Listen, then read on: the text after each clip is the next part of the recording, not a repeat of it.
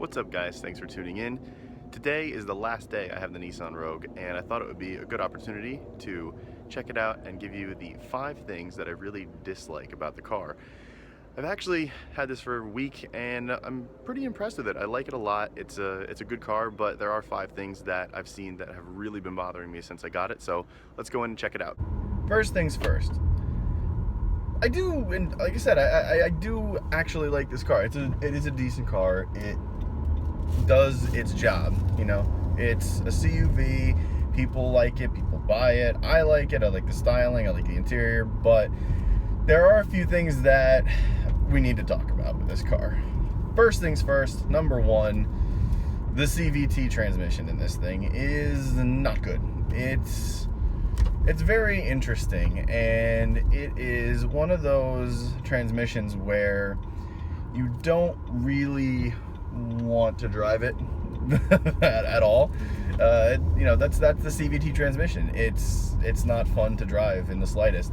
And the worst part is they put a sport option in the car, which is fine, and that firms up the ride and firms up the steering feel. It weights it a bit, but the problem is they have the kind of Tiptronic way to shift in here too, where it's the plus and the minus on the column, or not column shifter, but on the center console shifter, and it's that you still get ratios, but it's not shifting. It's just cutting power to make it seem like an automatic.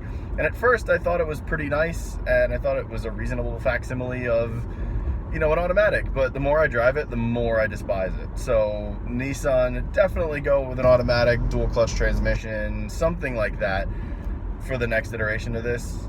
It needs to happen. 2 on the list, power.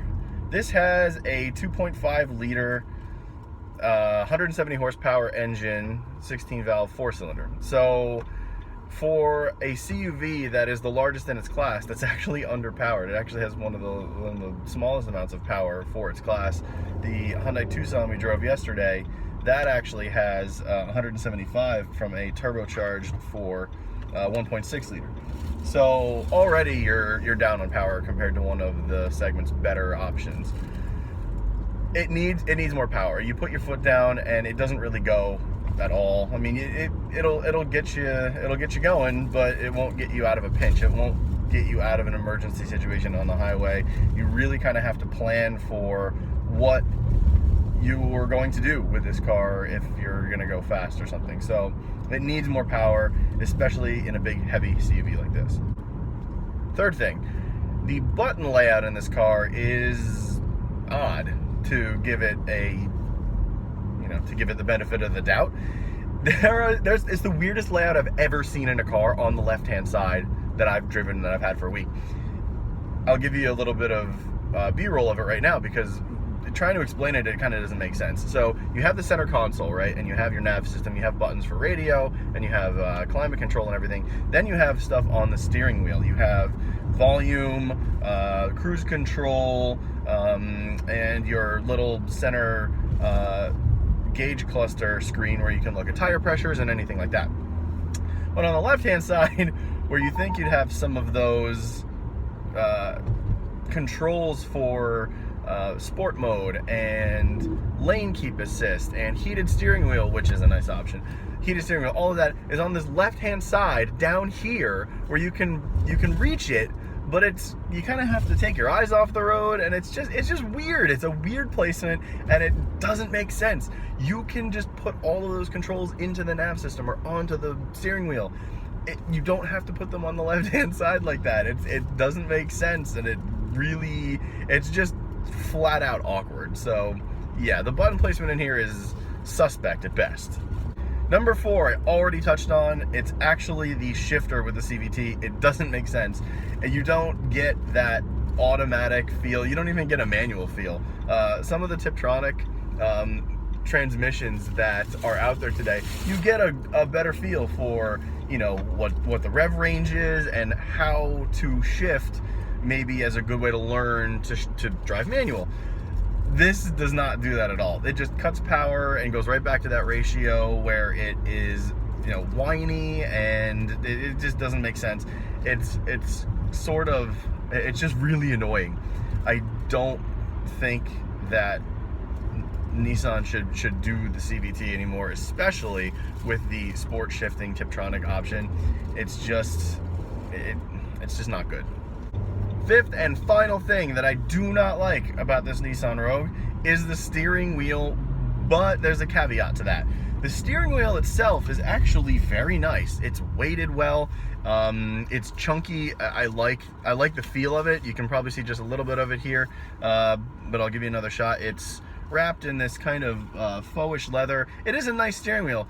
The problem is, it's a D-shaped steering wheel. Now, for those of you that don't know, D-shaped steering wheels are usually